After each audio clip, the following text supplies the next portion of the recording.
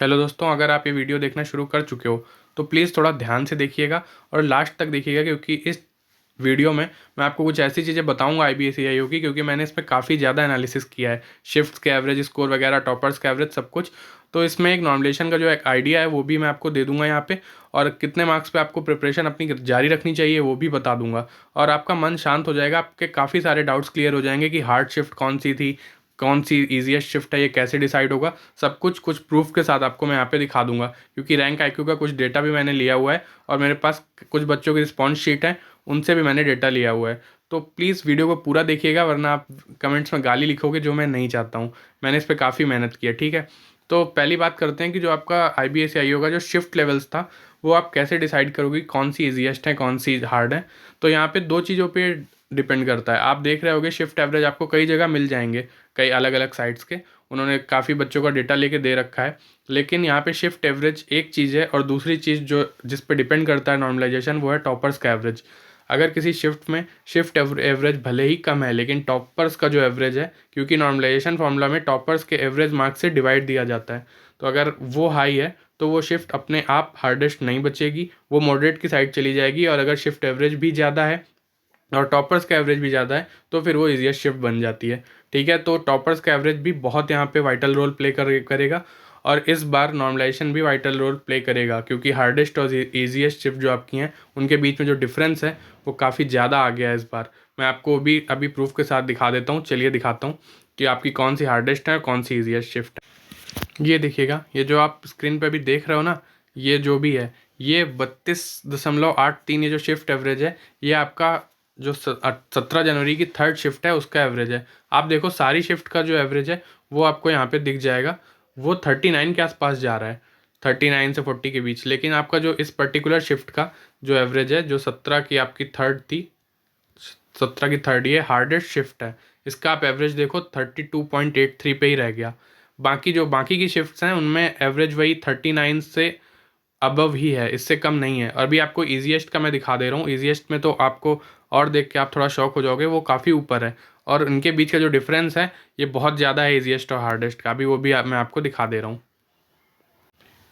यहाँ पे आप देखो, ये जो आप देख रहे हो ये 18 जनवरी की शिफ्ट 1 है।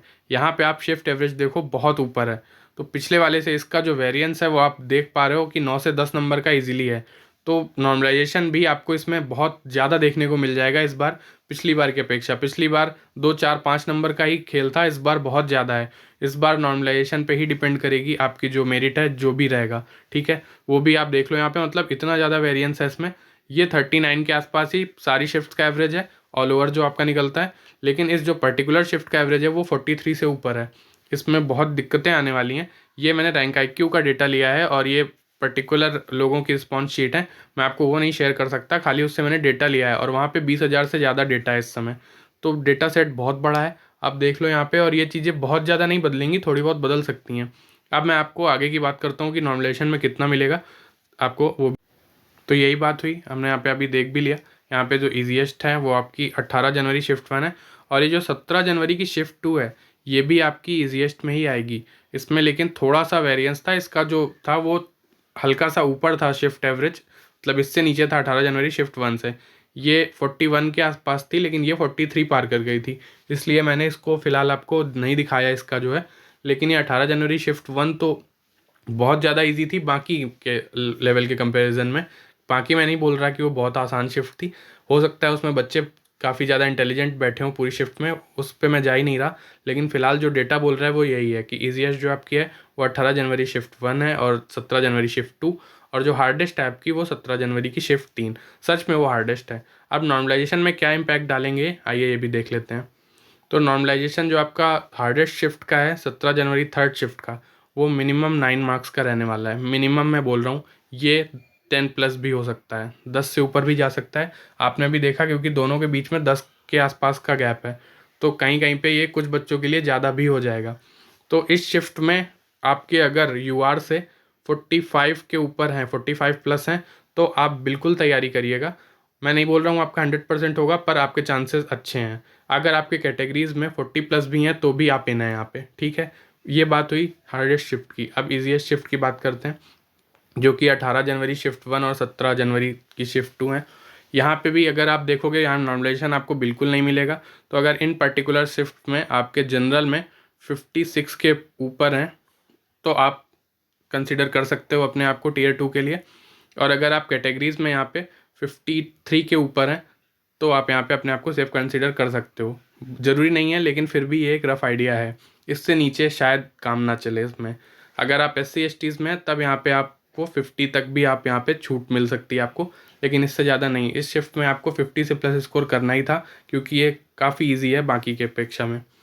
रेस्ट शिफ्ट में आप देखेंगे तो यहाँ पे 2 से 6 मार्क्स का आपको मिल जाएगा जो भी नॉर्मलाइजेशन है, ठीक है। बाकी सारी मॉडरेट कंसीडर की जाएंगी, लेकिन इसमें भी जो 18 जनवरी की शिफ्ट 4 थी, 18 जन 4th, और आपकी 17th की फर्स्ट जो थी, ये शिफ्ट थोड़ी अच्छी थी। इनमें आपको आराम से जो है 3 से 4 नंबर का आपको यहाँ पे मिल जाएगा जो देखने के लिए नॉर्मलाइजेशन। 3 to 4 मार्क्स का आपको यहाँ पे आसानी से यहाँ पे नॉर्मलाइजेशन मिल जाएगा, और ये 5 तक भी जा सकता है, ठीक है। तो ये रहा, अभी लास्ट में आपको रफ आइडिया मैं दे दूंगा। अब बात करते हैं सेफ स्कोर जो आपका होना चाहिए UR के लिए। अगर आप 18 जनवरी शिफ्ट 1 में हैं तो आप ईजीएस्ट शिफ्ट में हैं, तब आपका आसानी से यहाँ पे 56 के ऊपर ही होना चाहिए, और कैटेगरीज़ में आपका यहाँ पे 53 से 54 के बीच होना चाहिए, तभी आप अपने आप को रेस में मान सकते हो, वरना ये बहुत दिक्कत हो जाएगी। अगर आप हार्डेस्ट में हैं तब तो आपका यहाँ पे कोई दिक्कत नहीं है। आप यहाँ पे 46 भी अगर आपके UR में है तो आप आसानी से यहाँ पे आप कर सकते हो प्रिपरेशन। रैंक IQ की माने तो वो तो 13 मार्क्स तक नॉर्मलाइजेशन दे रहे हैं, यानी जिसके भी 46 हैं उसके 59 हो जा रहे हैं। तो ये उनका तो खैर बहुत ज़्यादा नॉर्मलाइजेशन दे रहे हैं, मैं इतना नहीं मान रहा हूँ, मेरे हिसाब से 9 से 10 का होगा, लेकिन फिर भी अभी जिसके 46 हैं उसके 56 हो जाएंगे, तो चांसेस ब्राइट रहने वाले हैं। कैटेगरीज़ में अगर आपके 43 के आसपास हैं, 42 43, तो आप इन्हें आप बिल्कुल आप प्रिपरेशन जारी रखिए टीयर 2 की, वैसे भी कुछ नुकसान नहीं है।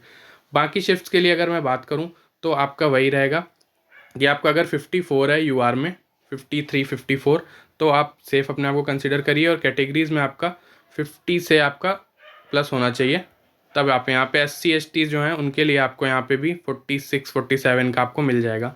46 प्लस हैं तो आप उन कैटेगरीज़ में भी प्रिपरेशन कर सकते हैं।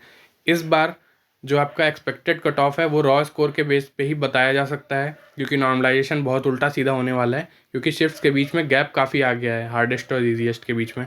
तो नॉर्मलाइजेशन का किसी को कुछ नहीं पता, पर जिनके भी टीयर 2 में रॉ मार्क्स मैं जो बोल रहा हूँ इनसे ऊपर हैं तो प्लीज़ वो अपनी प्रिपरेशन जारी रखिए, ठीक है।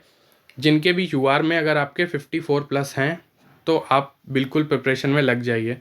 OBC में अगर आपके 50 प्लस हैं तो आप लग जाइए। EWS में भी अगर आपके 50 प्लस हैं, शिफ्ट यहाँ पे आप कंसीडर अभी मत कीजिएगा, क्योंकि हो सकता है कुछ चेंजमेंट हो जाए बाद में, लेकिन OBC और EWS में 50 प्लस वाले प्लीज़ तैयारी करिए, और अगर आप UR में हैं तो 54 प्लस वाले, और SC/STs में अगर आप 47 प्लस भी हैं तो भी आप तैयारी करिए, ठीक है। ये मेरा यहाँ पे प्रेडिक्शन नहीं है, बस मैं एक रफ़ आइडिया दे रहा हूँ। हो सकता है कुछ लोगों को बुरी लगी हो बातें, तो उनके लिए मैं माफ़ी चाहूँगा, लेकिन जो चीज़ें हैं वो यही हैं। प्लीज़ अगर पसंद आया हो वीडियो तो चैनल को सब्सक्राइब करके लाइक ज़रूर कीजिएगा, और ढेर से ज़्यादा शेयर करिएगा, ताकि लोगों तक ये वीडियो पहुँचे, और जिनके भी मन में अभी बहुत ज़्यादा अशांति है वो कुछ कम हो। धन्यवाद।